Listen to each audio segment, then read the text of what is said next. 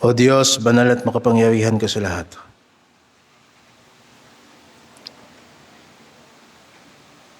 Sa iyo ang kaharian, sa iyo ang kapangyarihan, sa iyo ang kaluwalhatian. Salamat po sa iyong biyaya na kami makabahagi sa iyong paghahari. Tulungan mo po kami na ang aming pamumuhay ay maglarawan ng paghahari ng Diyos sa sanlibutan. Kami po ay maliit lamang at maraming limitasyon, maraming kahinaan at pagkakasakit. At wala po kaming impluwensya na kagaya na mayroon ang mga tao sa sanlibutan ito. Gayunpaman, Panginoon, kami nagagalak sa iyong paghahari.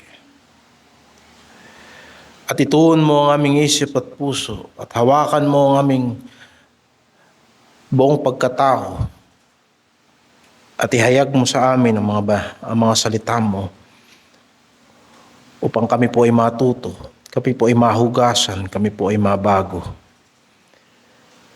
Gawin mo po kaming karapat-dapat sa iyong paghahari. Sa pamagitan lamang ng iyong biyaya at sa pananampalataya sa aming Panginoong Hesukristo. Sa pangalan ng Panginoong Hesus. Amen. Ang ating paksa ngayong umaga ay paano ipinapakita ng mga mamamayan ng kaharian ng Diyos ang kanyang paghahari sa sanlibutan. Ang ating text ay nasa Matthew chapter 5. Matthew chapter 5, verse 13 hanggang verse 20.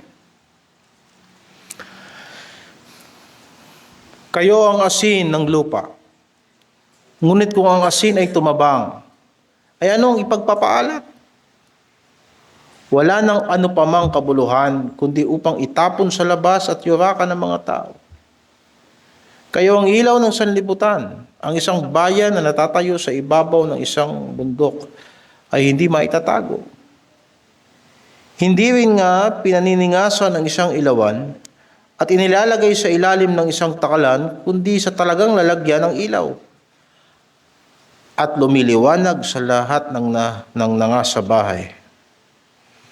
Lumiwanag na gayon ang inyong ilaw sa harap ng mga tao, upang makita nila ang inyong mabubuting gawa, at kanilang luwalhatiin ang inyong Ama na nasa langit. Huwag ninyong isiping ako'y naparito upang sirain ang kautusan o ang mga propeta. Ako'y naparito hindi upang sirain, kundi upang ganapin, sapagkat katotohanang sinasabi ko sa inyo, hanggang sa mga wala ang langit at ang lupa, ang isang tuldok o isang kudlit sa anumang paraan ay hindi mawawala sa kautusan, hanggang sa maganap ang lahat ng mga bagay. Kaya't ang sino mang sumuway sa isa sa kaliit-liitang mga utos na ito, at ituro ang gayon sa mga tao, ay tatawaging kaliit-liitan sa kaharian ng langit. Datapwat ang sino mang gumaganap at ituro, ito'y tatawaging dakila sa kaharian ng langit. Sapagkat sinasabi ko sa inyo na kung hindi hihigit ang inyong katwiran sa katwiran ng mga eskriba at mga fariseyo, sa anumang paraan ay hindi kayo magsisipasok sa kaharian ng langit. Paano ipinapakita ng mga mamamayan ng kaharian ang paghahari ng Diyos sa sanlibutan? Uumpisahan natin ito sa isang paghahambing ng mga doktrina ni Kristo, kagaya ng ginawa natin noong una sa Konstitusyon ng Pilipinas. Ang 1987 na Konstitusyon ng Pilipinas ay hindi lamang nagtatakda kung anong pamahalaan ang itinataguyod nito at ang mga karapatan at ang tungkulin ng mga mamamayan, kung hindi malinaw din sa ating saligang batas ang mga patakaran kung paano tayo bilang isang malayang bansa ay makikitungo sa ibang bansa. Ito ay mainit na usapin sa atin ngayon. Ayon sa Article 2, Section 2 ng 1987 Constitution, itinatakwil ng Pilipinas ang digmaan bilang kasangkapan ng patakarang pambansa. Tinatanggap bilang bahagi ng batas ng bansa ang mga simulain ng batas internasyonal na kinikilala ng lahat at umaayon sa patakaran ng kapayapaan, pagkakapantay-pantay, katarungan, kalayaan, pakikipagtulungan at pakikipagkaibigan sa lahat ng mga bansa. Ipinapakita nito na sa bawat alitan, ang ating bansa ay hindi basta-basta tutugon sa digmaan, kundi pipiliin ng ating pamahalaan na makipagkasundo at sumunod sa pandaigdigang batas. Halimbawa, sa issue ng West Philippine Sea, hindi tayo basta makikipagdigmaan sa China. Nakita natin ang ginawang hakbang ng pamahalaan, ipinagtatanggol niya dapat ang soberanya sa pamamagitan ng legal at diplomatikong hakbang at hindi sa pamamagitan ng puwersa. Dagdag pa rito sa Section 7, tinakda ng konstitusyon na dapat sundin ng Estado ang isang malayang patakarang panlabas. Sa mga pakikipag-ugnay nito sa ibang mga Estado, sa ibang bansa, dapat unang-unang isasaalang-alang ang ganap na kapangyarihang pambansa, integridad na teritorial, kapakanang pambansa at ang karapatan sa sariling pagpapasya. Bagamat tayo bilang isang pamahalaan, bilang isang malayang demokrasya ito sa parteng ito ng daigdig, ay nakikipagkaibigan sa ibang mga bansa, hindi dapat natin silang hayaan na manghimasok sa pamamahala natin bilang isang malayang republika. Ang pamahalaan ay may malinaw na prinsipyo, kapayapaan at katarungan, ngunit nakabatay sa soberanya at pambansang interes. Kaya dapat ang slogan ng Pilipinas, Pilipino muna, Pilipinas muna. Ang bawat hakbang ay hindi arbitraryo, kundi ayon sa malinaw na batas at prinsipyo. Nabanggit natin ang mga bagay na ito sapagkat kagaya ng isang konstitusyon, ang mga doktrina ni Kristo sa Matthew chapter 5 hanggang 7 ay nagsisilbing saligang batas ng kanyang kaharian na dapat ipamuhay ng iglesia. Sa kaharian ni Kristo, itinatakda ang mga patakaran sa pakikitungo ng kanyang mga nasasakupan sa mundo. Paano humaharap ang iglesia bilang bayang pinaghaharian ni Kristo sa mundo? Ayon sa Matthew chapter 5 verse 13 to 16 na ating binasa, ang relasyon ng mga tagasunod ng ating Panginoong Hesukristo sa sanlibutan ay isinasalarawan sa kanilang pagiging asin at ilaw ng sanlibutan. Hindi ito simpleng paglalarawan ng impluwensya. Ito ay pagpapahayag ng mga pinaghaharian ni Kristo ay may sariling identity na hindi kagaya ng identity ng mga tao sa sanlibutan. Nagpapahayag ito ng mga taong pinaghaharian ni Kristo ay may tungkulin na dapat gawin sa mundo. Subalit hindi kagaya ng konstitusyon ng Pilipinas na hindi polisiya ang pakikidigma. Tandaan natin na ang kaharian ng Diyos ay may maigting na pakikibaka sa kaharian ng Diablo at sa sistemang umiiral sa sanlibutan. Ang iglesia ng ating Panginoong Hesukristo ay hindi dapat umayon sa takbo ng sanlibutang ito. Ang mamamayan ng kaharian ay inilagay ng Diyos sa gitna ng isang mundong masama, bulok at madilim upang ipakita na ang Diyos na makapangyarihan sa lahat ay naghahari. Dapat panatilihin ng kaharian ang kanyang kabanalan at ang kanyang kalayaan mula sa panlabas na impluwensya na sisira ng kanyang natural at tunay na layunin na ibinigay ng Diyos. Ang pagiging asin at ilaw ng mga Kristiyano ay mga ebidensya ng tapat na paghahari ng Diyos na makikita sa bawat kilos at salita, lalo na sa gitna ng pagsubok at pag-uusig. Bigyan natin ng atensyon kung anong ibig sabihin ng asin at ilaw sa sanlibutan. Maraming gamit ang asin. Sa paglilinis, ito ay natural na pangkuskus at pangtanggal ng mantsa. Sa pagpepreserba ng pagkain, lapit na namang mag-summer, masarap na namang magdaing at gumawa ng tuyo. Subok na ang kakayanan ng asin para labanan ang pagdami ng mikrobyo sa pagkain at maiwasan ang pagkabulok. Ang asin, kung tama ang sukat, ito ay may pakinabang din sa kalusugan. Hindi nakapagtataka na kahit noong unang panahon pa lamang mataas ang halaga ng asin. Kahit sa mga sinaunang sibilisasyon ng gitnang silangan, ipinapakita ng mga archaeological evidence na sa Mesopotamia, ito ay kinakalakal at inaangkat at ginagamit pa bilang kabayaran, bilang pera, at ginagamit na pambuwis ng mga tao. Isipin mo ngayon ang asin, mura lang, pero noong unang panahon, ito ay pinambabayad na sweldo. Mula sa Hittite Empire hanggang sa mga sibilisasyong Greco-Romano, ang asin ay ginagamit pa na pangselyo ng mga kontrata. Sapagkat ang asin ay sumisimbolo ng katapatan, ito'y tanda ng pagiging malinis ang intensyon at pananatili ng kasunduan. Ang asin ay naging sagisag ng pagpapanatili at kawalang pagkasira sapagkat likas nitong nilalabanan ang pagkabulok. Sa Biblia, sa kautusan ni Moises, kung babatay tayo sa lumang tipan, ang asin ay naging pisikal na representasyon ng hindi nagbabagong pakikitungo ng Diyos sa kanyang bayan. Sa Leviticus chapter 2 verse 13, iniutos ng Panginoon na bawat handog na susunugin ay dapat lagyan ng asin. Ito'y tanda na dahil sa ang Diyos ay banal, lahat ng inihahandog sa Kanya ay dapat walang kapintasan at walang kabulukan. Doon naman sa Numbers chapter 18 verse 19, ang mga Levita ay may bahagi sa mga bawat handog. Sapagkat ang mga Levita ay walang mana na kagaya ng kanilang mga kapatid.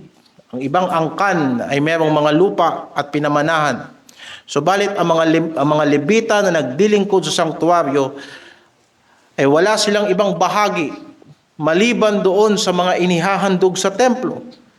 At ang sabi ng Panginoon sa kanila sa Numbers 18:19, ang tawag dito ay tipan ng asin. Ang kasunduang ito ay ginawa ng Diyos sa tipan ng asin, na ito ay nagpapatunay na hindi sila pababayaan ng Panginoon sapagkat sila ay itinalaga sa paglilingkod sa sanktuaryo.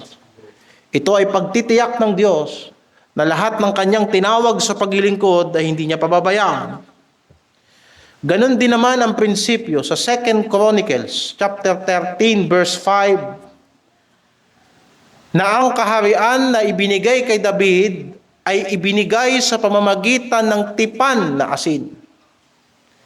Kaparehas na prinsipyo na nagpapakita na ito ay isang pangakong matibay at hindi mababali. Kaya kung dadako tayo rito mga kapatid sa ating teksto, sa Matthew 5:13 na sinabi ng Panginoon, kayo ang asin ng lupa, hindi lamang niya sinasabi na ang mga Kristiyano ay pampalasa sa sanlibutan. O hindi lamang niya basta sinasabi na ang mga Kristiyano ay magiging instrumento para bawasan o labanan, supilin ang mga kasamaan sa sanlibutan. Kung gagamitin natin yung pagkakagamit ng asin sa lumang tipan, ganito ang sinasabi ng Panginoon. Sa liwanag ng biblikal na pagkagamit ay literal na sinasabi ng Panginoon, kayo ang patunay ng pakikipagkasundo ng Diyos sa sanlibutan. Ang mga Kristiyano ay mga patotoo. Nagpapakita ang kanilang buhay na ang Diyos ay tapat sa kanyang mga pangako. At ang Diyos ay makapangyarihan at tunay na kanyang itinatag ang kanyang kaharian. Anong patunay?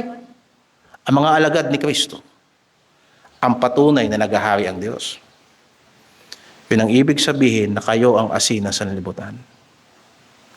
Kayo ang patunay na narito na ang paghahari ng Diyos. Ang kanilang presensya sa lupa ay ebidensya. Gaya ng asin, sila ay inilagay upang sa pamamagitan ng kanilang pamumuhay ay mapigilan ang pagkabulok, maitaguyod ang katwiran at maipakita sa kanilang buhay ang katapatan ng Diyos. Sila ay nagugutom at nauuhaw sa katwiran. Sila ay inuusig dahil sa katwiran. Ang kanilang prioridad ay hindi lamang kagaya ng mga tao sa sanlibutan na kung paano kakain at iinom, kung hindi paano nila masusunod ang katwiran ng Diyos. Ang kanilang pananampalataya ay hindi pa kunwari na gaya ng mga Pariseo sa panahon ng ating Panginoong Jesucristo. Ito ang lasa na dapat malasahan ng sanlibutan sa mga Kristiyano. Ang lasa na hindi kagaya ng kanilang nalalasahan sa sanlibutan. Nakakalungkot na bagay na pag pumunta ka sa loob ng mga iglesia sa panahong ito, minsan doon ka pa matututo ng kamunduhan sa loob ng iglesia. Maliwanag ang babala ng Panginoon sa parehas na talata sa 5:13 ng Matthew. Ngunit kung ang asin ay tumabang, paano kung hindi na malalasahan ng sanlibutan sa mga Kristiyano ang katapatan ng Diyos? Paano kung hindi na malalasahan ng sanlibutan sa mga Kristiyano ang kakaibang klase ng pagkatakot sa Diyos? Ay ano ang ipagpapaalat? Wala ng kabuluhan, kundi upang itapon sa labas at yurakan ng mga tao. Dapat na di-differentiate yung banal sa hindi banal. Dapat na di-differentiate yung salita ng Diyos sa hindi salita ng Diyos. Dapat na di-differentiate ng paghawak sa banal na kasulatan yung tunay na pagsamba at huwad na pagsamba. Pero kung hindi na yan malalasahan sa mga nagpapakilalang Kristiyano, anong silbi? Yan ang dahilan kung bakit ang Kristyanismo madalas niyuyurakan na lang ng mga tao. Ang pangangaral ng salita ng Diyos ay hindi kagaya ng lahat ng mga political speech o anumang klaseng speech na ginagawa ng mga tao. Ang pangangaral ng salita ng Diyos ay hindi therapy. Hindi ito psychological na commentary at hindi ito social na commentary. Iba ang lasa ng sanlibutan, ng karunungan ng sanlibutan, iba rin ang lasa ng karunungan ng Diyos. Ang disipulong nawalan ng kabanalan at katapatan ay nawawalan ng saysay na sa misyon ng kaharian.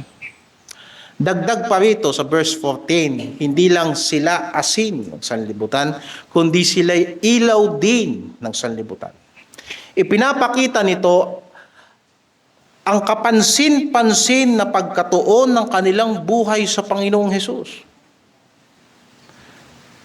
Sinabi niya sa John chapter 8 verse 12, "Ako ang ilaw ng sanlibutan at ang sino mang susunod sa akin ay hindi lalakad sa kadiliman, kundi magkakaroon ng liwanag ng buhay."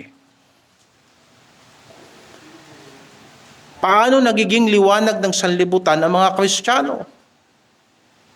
Ang kanilang liwanag ay nagmumula sa kanilang pagsunod kay Kristo. Sapagkat si Jesucristo ang ilaw ng sanlibutan. Kaya sila nagliliwanag sapagkat dahil sa pagsunod nila kay Kristo, hindi sila lumalakad sa kadiliman. Nakatagpo sila kay Kristo ng liwanag ng buhay. Ang tunay na pagiging disipulo at liwanag sa sanlibutan ay nahahayag sa buhay. Kung titignan natin sa Matthew chapter 6 verse 22 hanggang 24, ito ay isang halimbawa.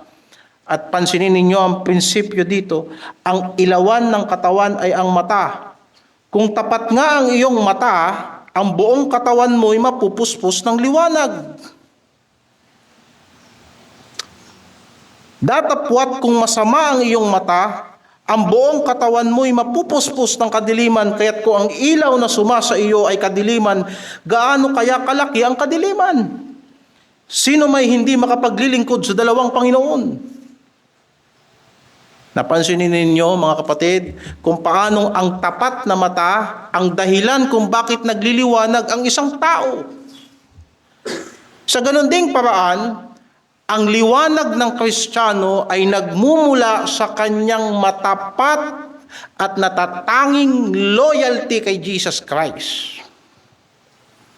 Hindi magliliwanag sa sanlibutan ng taong may dalawang akala tungkol kay Kristo. Sapagkat wala tayong sariling ilaw.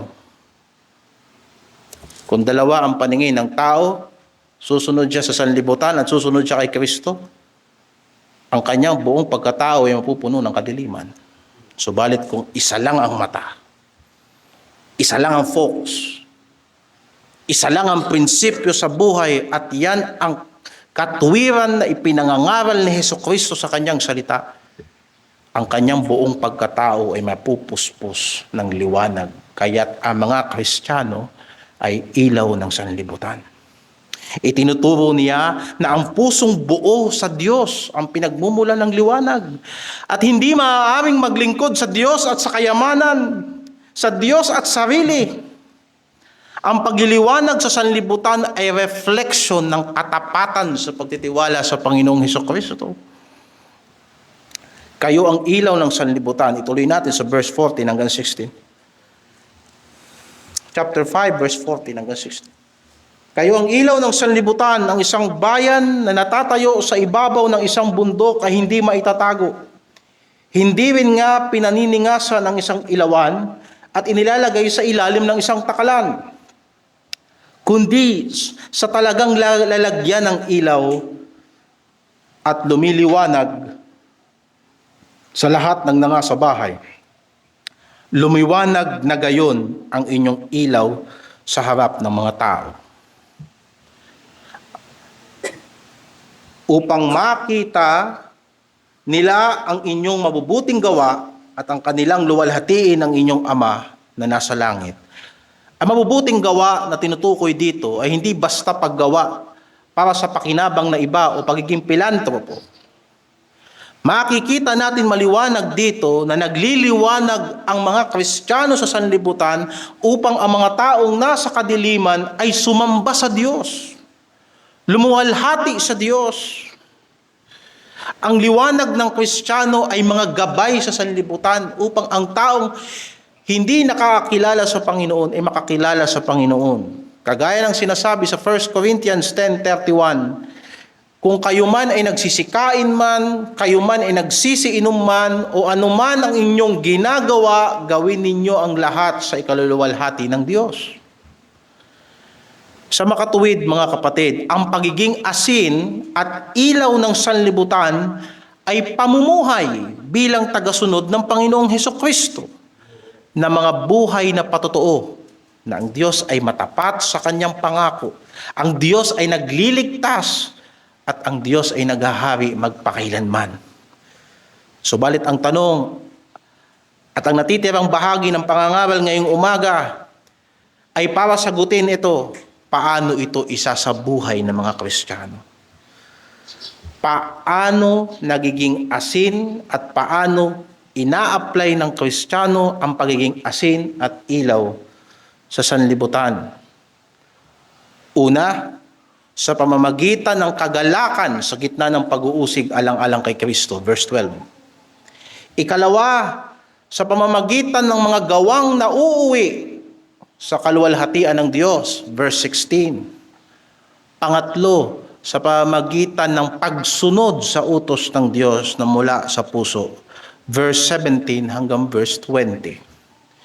Sa ganitong paraan, ipinapakita ng mga mamamayan ng kaharian ang paghahari ng Diyos sa sanlibutan. Iisa-isahin natin ito, mga kapatid. Una, paano natin ipamumuhay ang pagiging asin at ilaw sa sanlibutan? Una, magalak sa gitna ng pag-uusig, alang-alang sa Panginoong Hesukristo. Verse 12,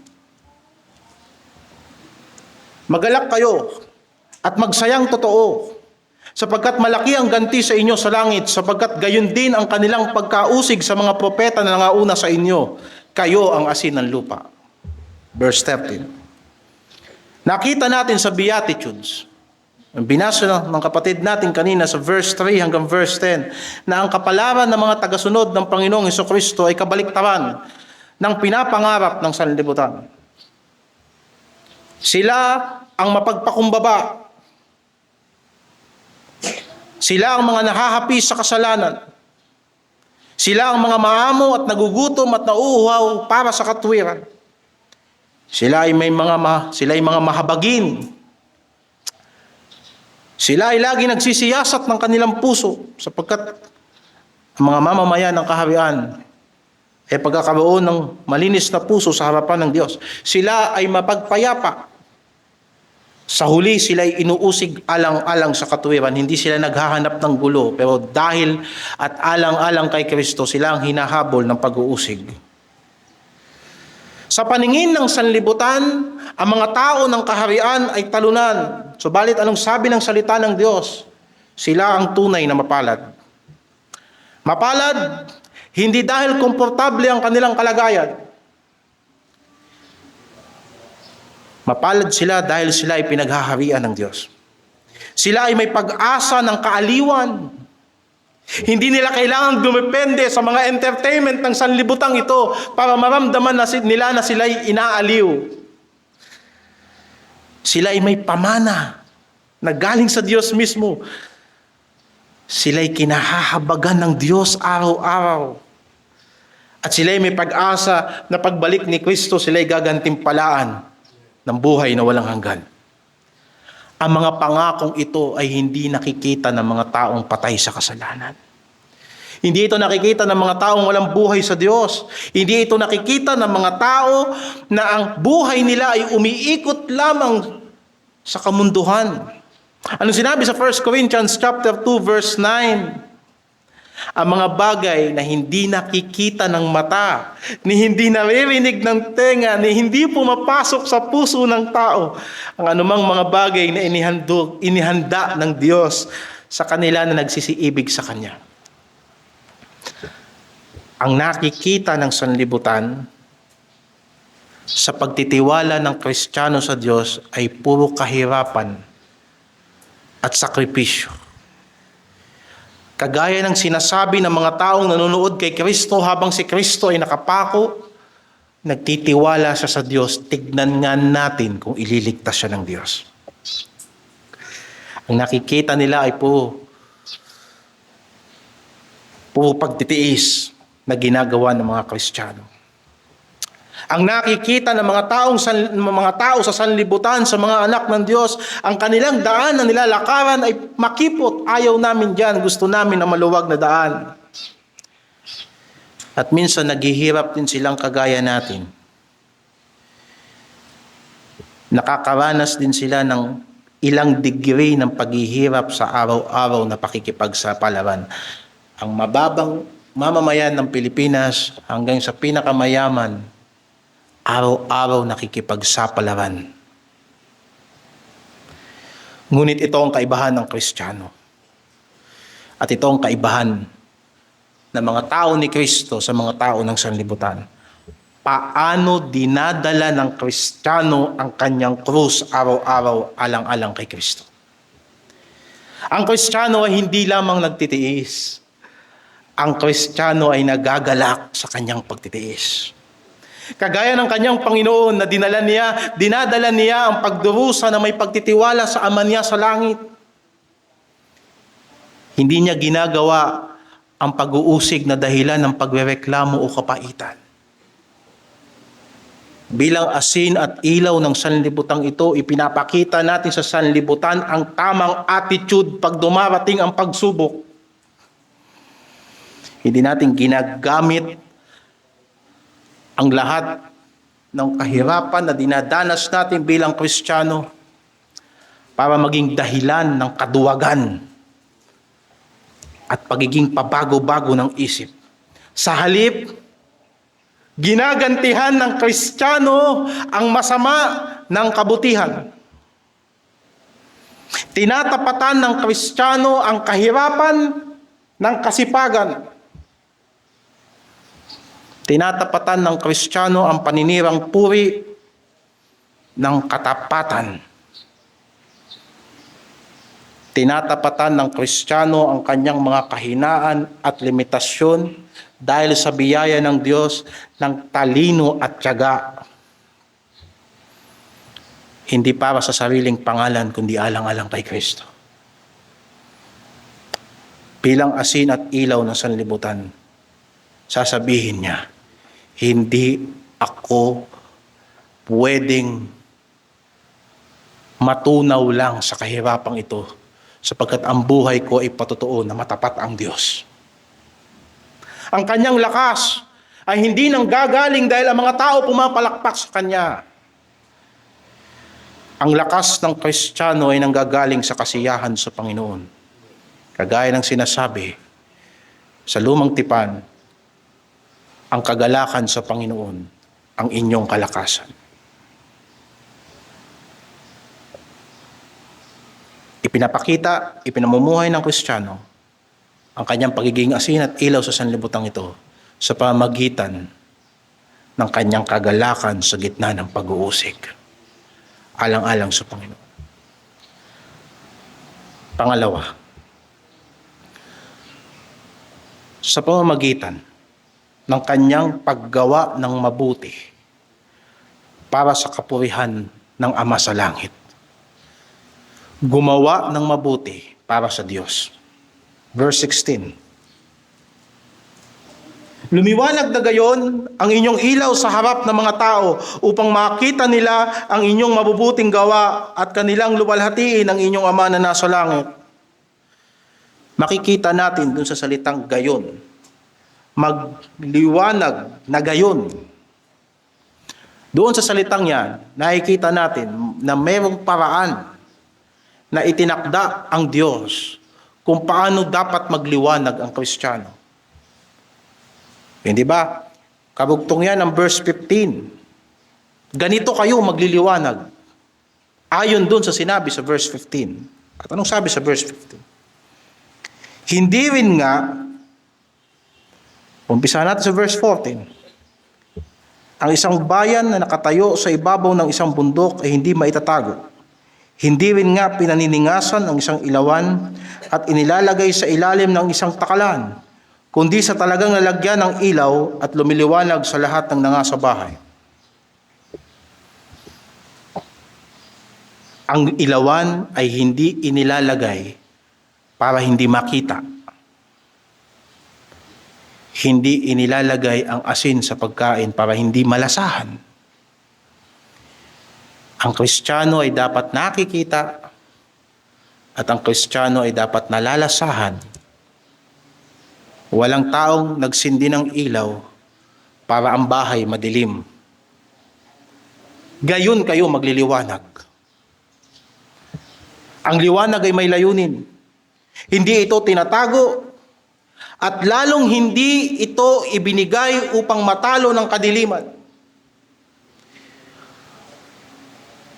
Hindi naglagay ang Diyos ng ilaw sa sanlibutang ito upang sa ganon, lunurin lang siya ng dilim.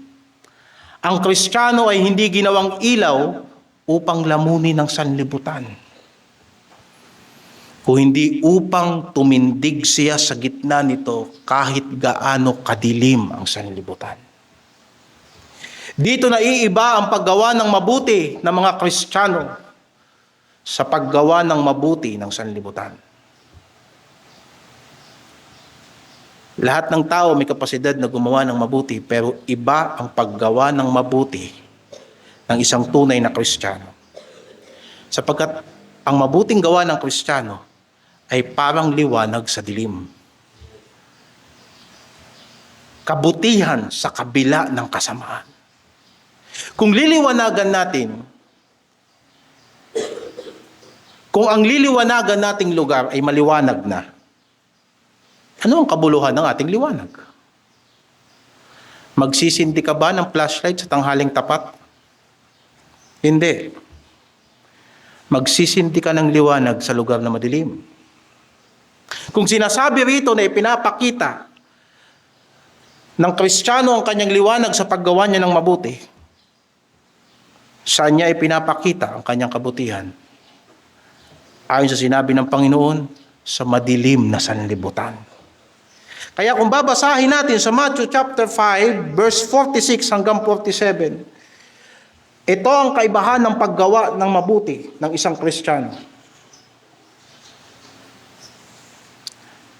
Matthew chapter 5, umpisahan natin sa verse 44. Datapwat sinasabi ko sa inyo, ibigin ninyo ang inyong mga kaaway at idalangin ninyo ang sa inyo'y nagsisiusig, upang kayo'y maging mga anak ng inyong Ama na nasa langit, sapagkat pinasisikat niya sa kanyang araw, ang kanyang araw sa masasama at sa mabubuti, at nagpapaulan sa mga ganap at sa mga hindi ganap. Sapagkat kung kayo'y iibig sa mga nagsisiibig lamang sa inyo, ano ang ganti na inyong kakamtin? Hindi ba gayon din ang ginagawa ng mga maniningil ng buwis? At kung ang mga kapatid lamang ninyo ang inyong babatiin, ano ang kalabisan ng inyong ginagawa? Hindi ba gayon din ang ginagawa ng mga hintil? Basahin natin ang pagkakasulat ni Lucas sa chapter 6 verse 32 hanggang verse 36. Luke 6, 32 hanggang 36. Kung kayo'y magsisiibig sa mga nagsisiibig sa inyo, anong pasasalamat ang inyong kakamtin? Sapagkat ang mga makasalanan man ay nagsisiibig sa mga nagsisiibig sa kanila. At kung magsisigawa kayo ng mabuti sa nagsisigawa sa inyo ng mabuti, anong pasasalamat ang inyong kakamtin? Sapagkat ganito rin ang ginagawa ng mga makasalanan. At kung kayo'y magpahiram doon sa mga inaasahan ninyong may tatanggapin kayo, anong pasasalamat ang inyong kakamtin? Ang mga makasalanan din ay nagpapahiram sa mga makasalanan upang muling magsitanggap ng gayon din. Datapwat, ibigin ninyo ang inyong kaaway at gawan ninyo sila ng mabuti. At magpahiram kayo na kailanman ay huwag umasa ng kapalit. At malaki ang sa inyo'y magiging ganti at kayo'y magiging mga anak ng kataas-taasan sapagkat siya'y magandang loob sa mga walang turing at sa mga masasama. Kaya ang tanong kanina, kung ang liliwanagan ay maliwanag na, anong silbi ng liwanag? Kung ang gagawan mo ng mabuti ay yung mabubuti lang, anong silbi ng kabutihan ni Kristo na ibinigay sa atin?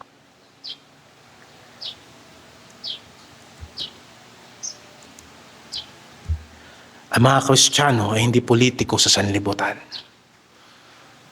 na gumagawa ng mabuti para mag-establish ng connection, ng network. Maganda ang mga bagay na yan. Pero nagbabala ang Panginoon sa Matthew chapter 6, verse 1 and 2, na mag-ingat sa paggawa ng katuwiran upang makita ng mga tao.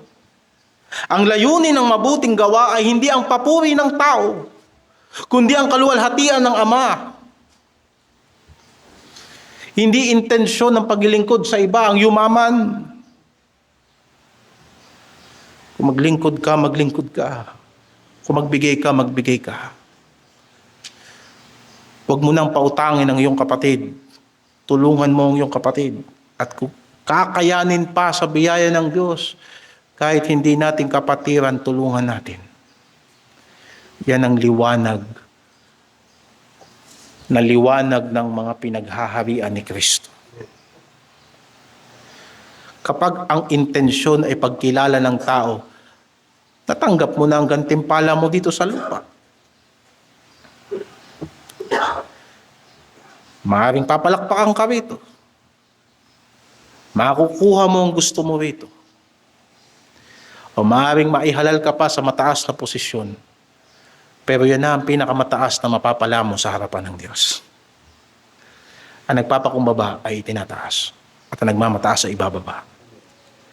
Ang liwanag na nakatuon sa sarili ay hindi liwanag ng kaharian, kundi apoy ng kayabangan na sumisira sa Kristiyano.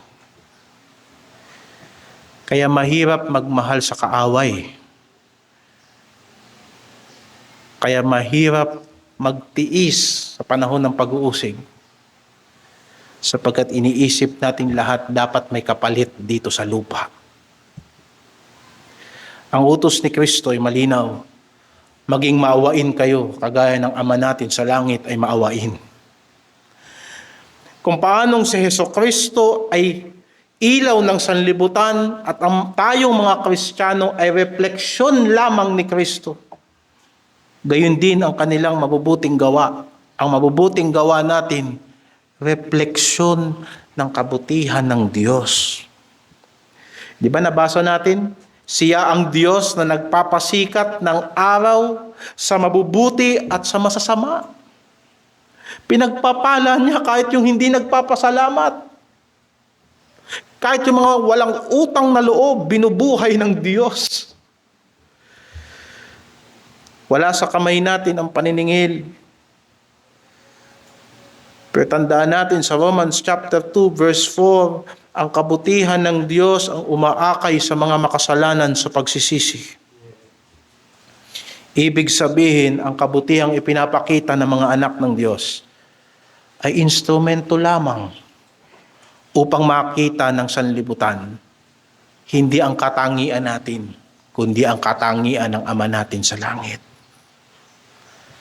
Ang mabubuting gawa ng mga Kristiyano ay patotoo ng pagliligtas ng Diyos. Nakita ng sanlibutan kung gaanong wala tayong pakialam sa ating kapwa nung tayo'y wala kay Kristo. O mayroon man tayong mabuting gawain, pero marami tayong intensyon na pang sarili. Pero ngayon tayo na ay kay Kristo, makikita sana ng sanlibutan sa atin ang hindi makasariling paglilingkod. Gaya na nakasulat sa 1 Peter chapter 2 verse 9. 1 Peter chapter 2 verse 9 hanggang 12, tayo ay lahing hirang, makaharing pagkasaserdote, bansang banal, bayang pag-aaring sarili ng Diyos, upang ipahayag ang kanyang mga karangalan na tumawag sa atin mula sa kadiliman tungo sa kanyang kagilagilalas na kaliwanagan. Tayo na dating hindi bayan, ay ngayon bayan ng Diyos. Dati hindi tayo nakatanggap ng awa. Ngayon kinakaawaan na tayo ng Diyos. At nasumpungan natin na meron tayong ganitong ministeryo. Habang kinakahabagan tayo ng Diyos, hindi dapat tayo manghimagot. Kaya't ang hamon sa atin ay malinaw. Bilang mga taga-ibang bayan, bilang mga taong hindi taga-sanlibutan, tayo'y mga manlalakbay lamang sa daigdig na ito, magpigil tayo sa masasamang pita ng laman na nakikipaglaban sa kaluluwa. Nawa sa biyaya ng Diyos ay makapamuhay tayo ng marangal sa gitna ng mga hindi sumasampalataya, para kahit paratangan nila tayo, kahit magsalita sila sa atin ng masama, makita nila ang ating mabubuting gawa, sa huli, mauwi ito sa kaluwalhatian ng Diyos. Isipin mo na ang mga Kristiyano ay handang magpatawad doon sa mga taong gumawa sa kanila ng masama at hindi maghihiganti. Isipin mo, ang mga Kristiyano, mas pipiliin ang kapayapaan kaysa gumawa ng gulo. Kahit na hindi naman sila ang nagsimula, sila ang inunahan, pero pipiliin ang kapayapaan alang-alang sa patotoo ni Kristo. Mamamangha ang sanlibutan. Pero yan ang liwanag. Hindi basta mabuting gawa. Sapagkat kahit mga makasalanang tao gumagawa rin ng mabuti. Pero para sa sarili. Hindi para sa pangalan ng Diyos. Ito ang liwanag na sinasabi. Na nagmumula sa pusong nabago ng awa. Kaya bakit ganito? Kasi kinaawaan lang naman tayo ng Diyos. Bakit tayo maghihiganti? Sapagkat hindi ako pinaghigantihan ng Diyos. Bakit ako maghihiganti? Anong ibinibigay ko na hindi ko lang naman tinanggap din galing sa Diyos? At kung hindi ako binigyan ng Diyos ng buhay, anong aking magagawa para sa Diyos? Wala. Kaya lahat yan ay para sa kapurihan ng Diyos. Panghuli, sumunod sa doktrina ng Panginoong Hesukristo ng taos sa puso. Babasa tayo sa Matthew chapter 5, verse 19 hanggang verse 20. Ang sino mang sumuway sa isa sa mga kaliit-liitang utos na ito at ituro ang gayon sa mga tao ay tatawaging kaliit-liitan sa kaharian ng langit. Datapwat ang sino mang gumanap at ituro, ito'y tatawaging dakila sa kaharian ng langit. Sapagkat sinasabi ko sa inyo, na kung hindi higit ang inyong katuwiran sa katuwiran ng mga eskriba at mga pariseyo, sa anumang paraan na hindi kayo magsisipasok sa kaharian ng langit. Ang pamantayan ng katuwiran sa kaharian ng Diyos ay higit sa katuwiran ng mga pariseyo. Hindi ito mas mababa. Hindi ito kompromiso. Sa chapter 6, tinuligsa ng Panginoon ang pagpapaimbabaw ng mga pariseyo. Kapag sila'y naglilimos, pag sila'y nagbibigay ng tulong sa kapwa, pag sila'y nananalangin sila para makita ng iba, para marinig ng mga tao na mas banal sila sa iba. Pag sila'y nag-aayuno, pinapapangit nila yung mga mukha nila para makita ng mga tao na sila'y nangingiling.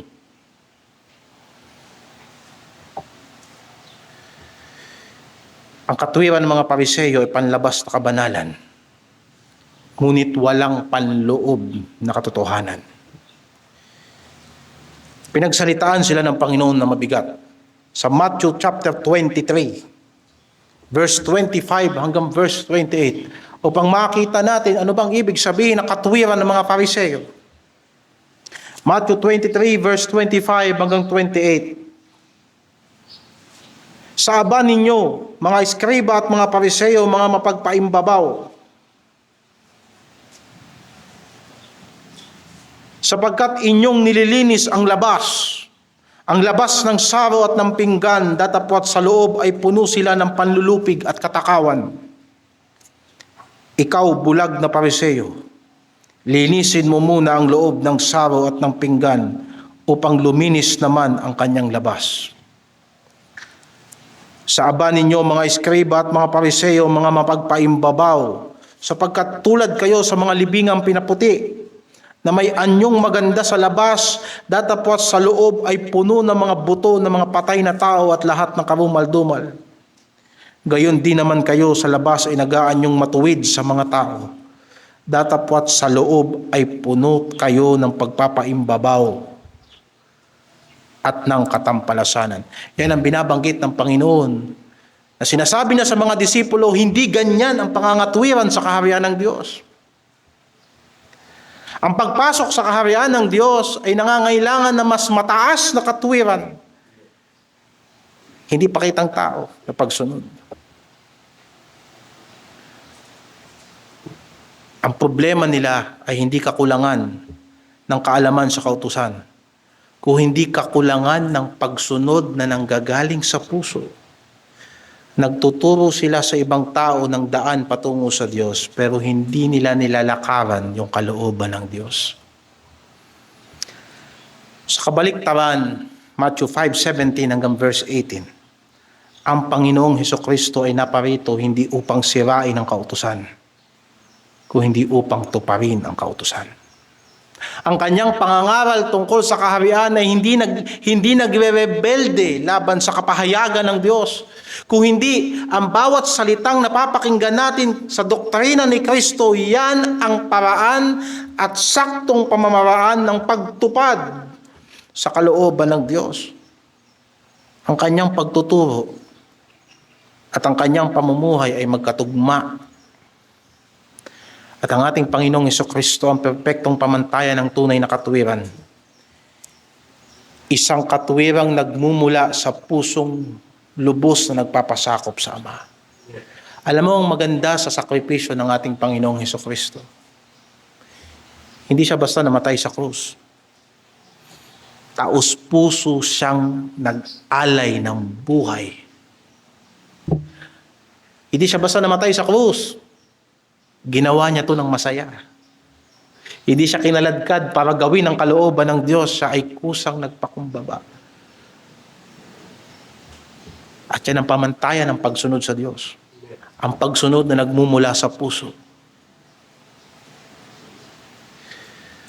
Maaaring ang intensyon at ang pag-iisip ng mga Kristiyano, dapat akayin natin ang sanlibutan. Dapat turuan natin ang sanlibutan. Tayo ang asin at ilaw ng sanlibutan. Turuan natin sila, dalhin natin sila kay Kristo. Pero ang tanong sa mga asin at ilaw ng sanlibutan, sumusunod ka ba galing sa puso?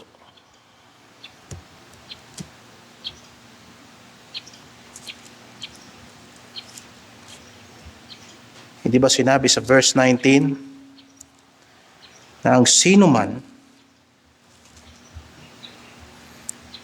mang sumuway sa isa sa kaliit-liitang mga utos na ito at ituro ang gayon sa mga tao ay tatawaging kaliit-liitan sa kaharian ng langit. Datapwat ang sino mang gumanap at ituro, ito'y tatawaging dakila sa kaharian ng langit. At yan ang problema sa modernong Kristyanismo. Nangangaral tayo ng pag-ibig pero ang mga puso walang pag-ibig. Diyan nayuyurakan ng asin. Diyan ang liwanag dumidilim.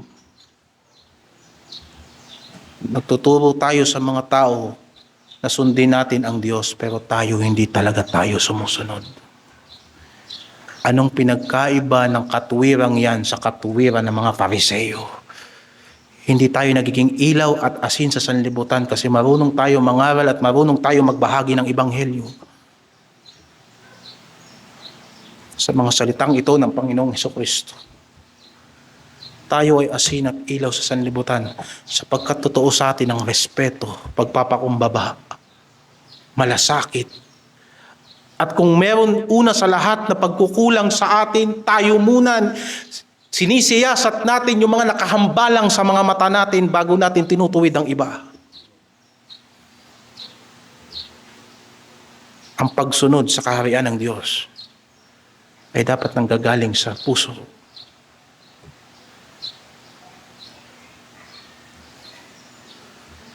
Hindi itinuturo dito ng pagsunod sa kautusan ang paraan para makapasok ang tao sa kaharian ng Diyos. Alam natin, hindi yan ang paraan.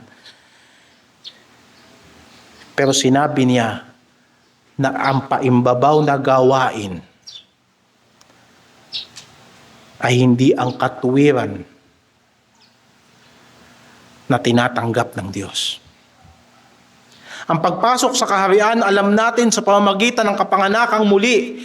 Kaya nga't paulit-ulit na pinupuntusan ng Panginoon dito na dapat nanggagaling sa puso. Sapagkat hindi lang tayo tinuturuan ng Diyos gumawa. Tinuturuan tayo ng Diyos na magkaroon ng bagong pangunawa at bagong pagnanasa. Bagong pagnanais. Nangyayari ito sa pamamagitan ng makapangyarihang paggawa ng Diyos. Gaya ng nasusulat sa Titus 3:5-6, hindi dahil sa mga gawa sa katuwiran na ginawa nating sarili.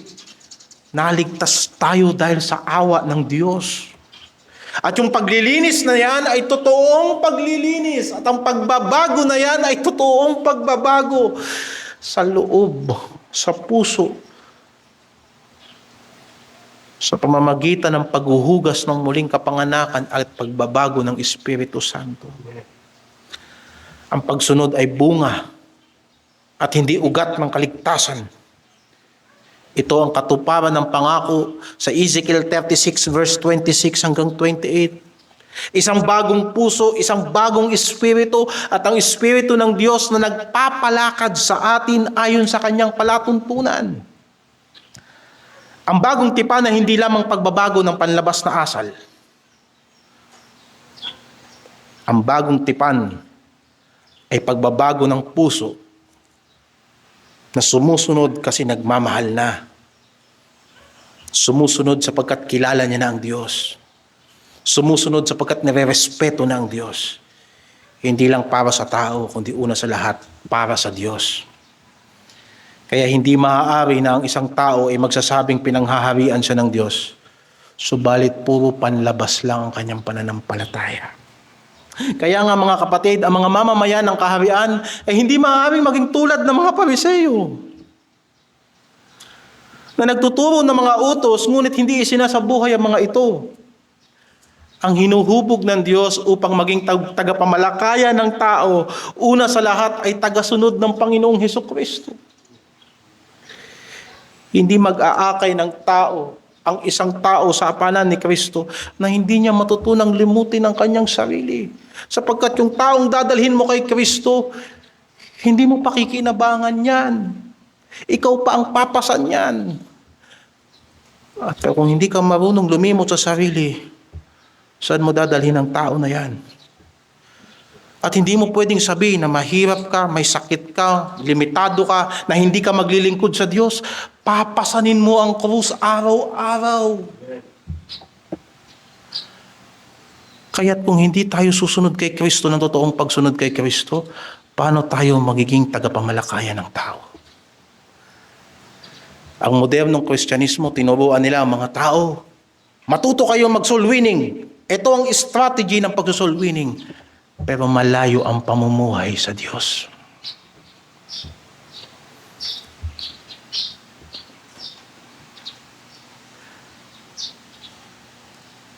Ang iglesia na inutusan ng Panginoon, humayo kayo, gawin ninyong alagad ang lahat ng mga bansa.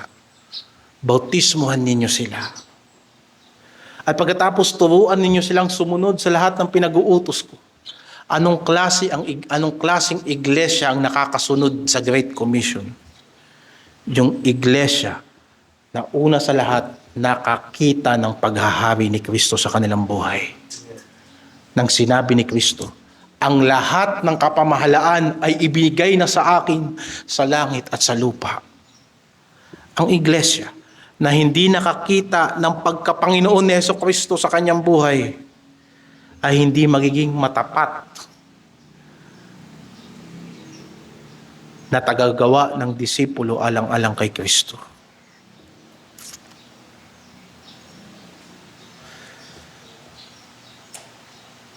Ang iglesia, ang mga Kristiyano, ay dapat halimbawa ng mga tao na wala pa sa Panginoon.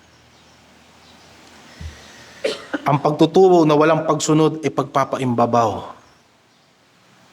Ang pagsunod na walang pagtuturo ay pagkukulang din naman. Mga kapatid, manalangin tayo sa Diyos. Tayo ay gumanap at tayo ay magturo. Naway tawagin tayo ng Panginoon na dakila. Hindi dahil sa tinitingala tayo sa sanlibutan. Hindi dahil sa maraming mataas at malakas at malawak ang impluwensya natin, hindi. Tawagin nawa tayong dakila sa harapan ng Diyos sapagkat matapat tayo sa pagsunod sa kanyang salita. Ang tunay na katuwiran sa kaharian ng Diyos ay hindi panlabas. Ang success natin ay hindi papuri ng mga tao.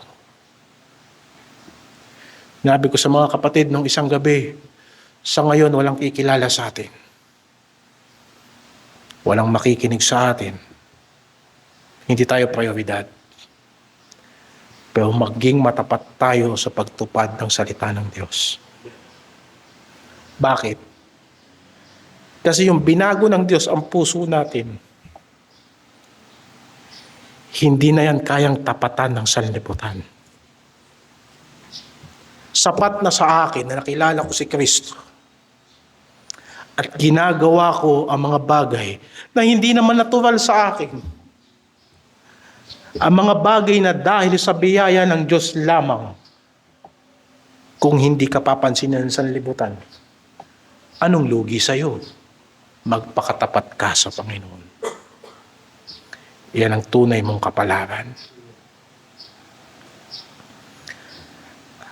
Ang pusong binago ng biyaya at ganap na nagpapasakop sa hari.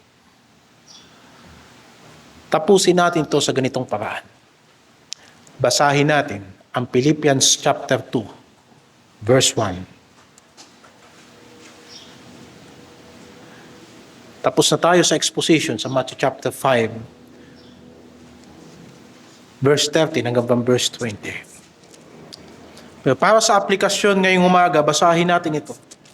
Wala tayong ibang halimbawa maliban sa perpektong halimbawa ng Panginoong Jesucristo. Makita nawa natin dito sa pagbasa na ito kung paanong ang intensyon ni Kristo ay malinis at walang pagpapaimbabaw, tunay na pagsunod at liwanag para sa atin upang sa pagsunod natin sa Kanya ay makarating tayo sa Diyos. Kaya nga, kung mayroong anumang kasiglahan kay Kristo, kung mayroong anumang kaaliwan ng pag-ibig, kung mayroong anumang pakikisama ng Espiritu, o kung mayroong anumang mahinahong awa at habag, ay lubusin ninyo ang aking katuwaan upang kayo'y magkaisa ng pag-iisip, magtaglay ng isa ring pag-ibig na magkakaisa ng akala at isa lang ang pag-iisip. Huwag ninyong gawin ang anuman sa pamamagitan ng pagkakampi-kampi o sa pamamagitan ng pagpapalalo, kundi sa kababaan ng pag-iisip na ipalagay ng bawat isa ang iba na lalong mabuti kaysa sa kanyang sarili. Huwag tignan ng bawat isa sa inyo ang kanyang sarili lamang, kundi ang bawat isa naman ay sa iba't iba. Magkaroon kayo sa inyo ng pag-iisip na ito'y na kay Kristo Jesus din naman. Na siya, bagamat nasa anyong Diyos, ay hindi niya inaring isang bagay na nararapat panangnan ang pagkapantay niya sa Diyos, kundi bagkus hinubad niya ito at nag-anyong alipin na nakitulad sa mga tao. At palibhasa'y nasumpungan sa anyong tao, siya'y nagpakababa sa kanyang sarili na nagmasunurin hanggang sa kamatayan, sa kamatayan sa krus. Kaya siya naman ay pinadakila ng Diyos at siya ay binigyan ng pangalang lalo sa lahat ng pangalan upang sa pangalan ni Jesus ay iluhod ang lahat ng tuhod ng nangasa langit at ng nangasa ibabaw ng lupa at nangasa ilalim ng lupa. At upang ipahayag ng lahat ng mga dila na si Jesucristo ay Panginoon sa ikaluluwalhati ng Diyos Ama. Kaya nga, mga minamahal ko, kung paano ang inyong laging pagsunod na hindi lamang sa harapan ko, kundi bagkus pa ngayon ako'y wala, ay lubusin ninyo ang gawain ng inyong sariling pagkaligtas na may takot at panginginig, sapagkat Diyos ang gumagawa sa inyo, maging sa pagnanasa at sa paggawa, ayon sa kanyang mabuting kalooban.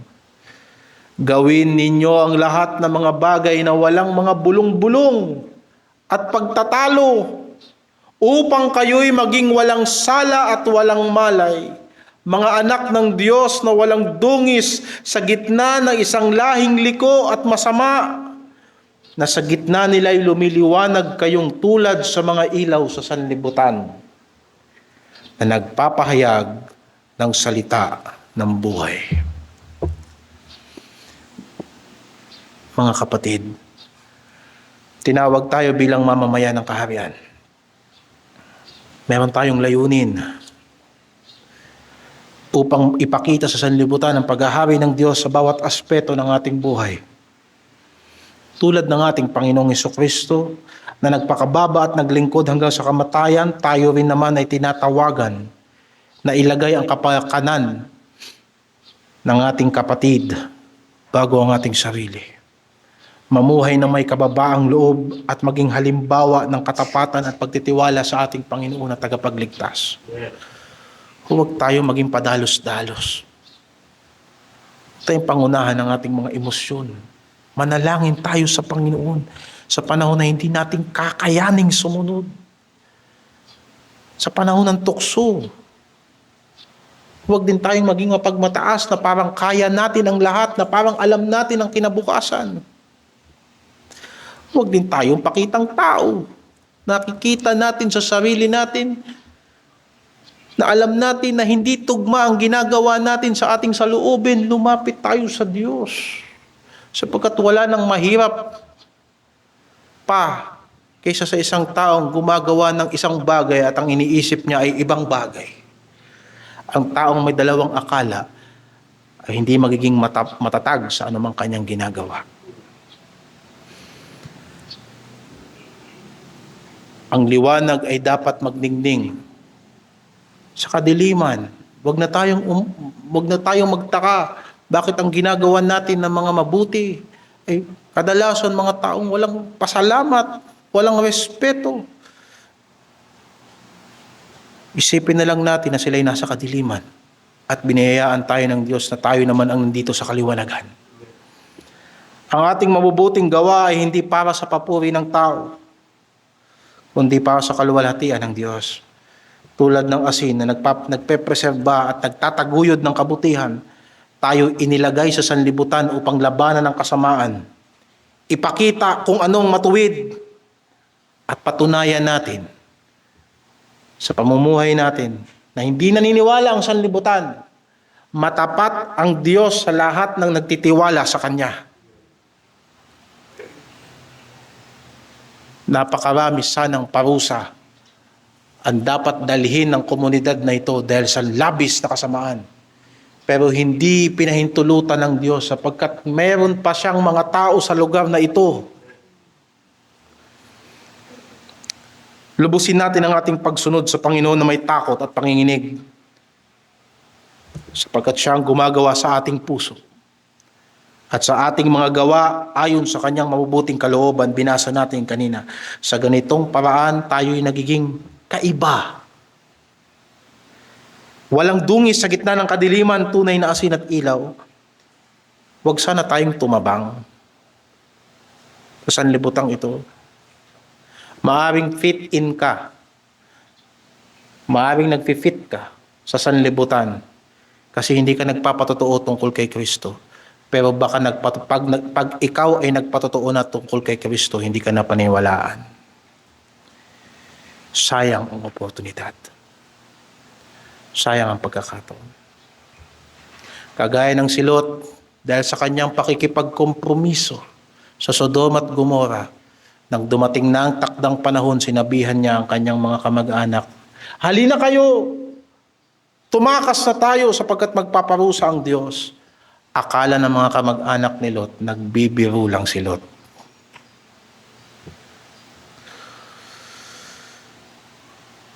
Hinahamon tayo na ipakita ang ating pagiging Kristiyano. At huwag tayong mag-isip na nag-iisa tayo. Hamon sa atin pong lahat. Tayo ay magkakapatid sa Panginoon. Hindi tayo tinawag na asin na mag-isa ka lang. Tayong lahat, asin. Ang isang ilaw, maaaring kakaunti ang nagagawa niyan. Pero kung pagsasama-samahin natin ang ilaw ng katapatan natin kay Kristo, sana sa biyaya ng Diyos, makikita rin yan ng mga tao sa dilim. Kahabagan nawa tayo ng Panginoon at lumapit tayo sa Kanya ngayong umaga. Sa pangalan ni Yesu Kristo. Amen.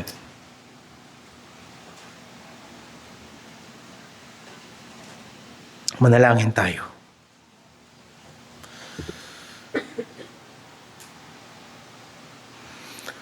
Salamat sa pagtatapat mo, Panginoon.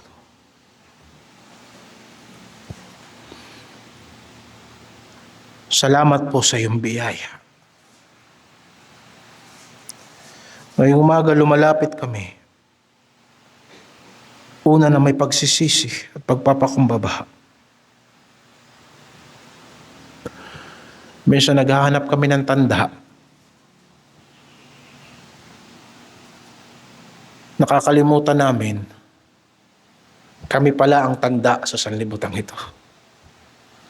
Kung paanong si Jesucristo ay namatay at muling nabuhay, gayon din naman tinutulungan mo kaming lumakad sa bagong buhay at yan ang tanda sa sanlibutan na ang ebanghelyo ng Diyos ay kapangyarihan sa ikaliligtas ng bawat sumasampalataya. Tulungan mo kami maging masunurin sa iyo, Panginoon. Tulungan mo kami maging masaya. Opo, mahirap ang magbuhat ng krus at sumunod sa iyo habang ang sanlibutan ito ay nang iinggit, nagpapabigat at nang uusig. Subalit makita nawa nila ang aming pagtitiwala sa iyo. Hindi kami magrereklamo. Tatanggapin namin ang lahat ng ito ng maluwag sa loob sapagkat alam naming hindi mo kami pababayaan. Papasanin namin ito, Panginoon, bago man ito sa aming panlasa. Bago man ito sa aming karanasan.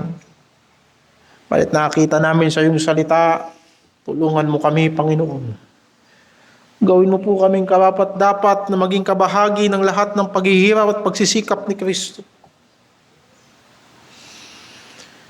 Ang aming kayang magbuting gawa, O Diyos, sa iyong kahabagan din. Malaki ang pangangailangan ng sanlibutan. Pangangailangan na higit sa kalusugan, sa edukasyon, sa pang-araw-araw na pagkain. Napakarami po sa daigdig na ito na walang sakit at mayroong kakayanan pero mahihina ang loob at walang pananampalataya sa iyo. Alam namin sa aming sarili, hindi namin matutulungan lahat. Pilak at ginto, wala kami. Sapat lang na mabuhay kami sa isang linggo. Pero tulungan mo kami, O Diyos, sa pangalan ni Kristo, gagawa ka ng himala. Magbabago ka ng isip, magpapalakas ka ng loob, magliligtas ka ng makasalanan, magpapasipag ka ng mga tamad, magbibigay ka ng pangitain sa mga natutulog na kaisipan, magbibigay ka ng mga pagsisikap, magbibigay ka ng pagnanasa, magbibigay ka ng pangitain. At sino makaagawa ng lahat ng ito? Kaya Panginoon, yung kaya naming gawin na maliliit na bagay ay iyo pong tanggapin. Bantayan mo ang aming puso. Linisin mo ang aming isip. Linisin mo ang aming mga motibo namin. Panginoon, bahala ka na sa buhay namin. Huwag lang namin talikuran ang aming mga commitment sa iyo na maglilingkod kami sa iyo. At itataguyod namin ang iyong gawain. At ipakikita namin sa mga taong dinadala namin sa iyong paanan na ang aming pinaniniwalaan ay aming ipinamumuhay. At kung kami nagkakasala, O Diyos, lumalapit kami sa iyo at nagpapasiyasat at kami po ay sumusuko sa iyo at binabago mo ang direksyon ng aming lakad.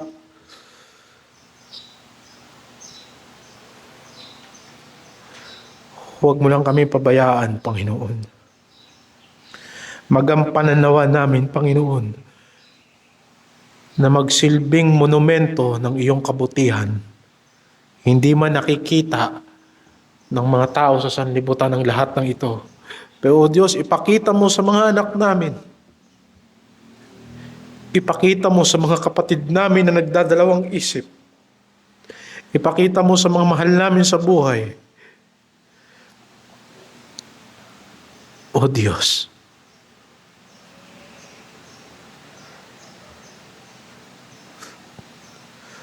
tumutugon kami sa iyong panawagan. Kinikilala namin na tinatanggap ang pagtatalagang ito. Kami ay asin at ilaw ng sanlibutan para sa kapuyahan ni Kristo. Nawa ay naluwalhati ka at niluwalhati mong iyong sarili. Dakila ang iyong kabanalan sa pangalan ng Panginoong Hesus. Amen.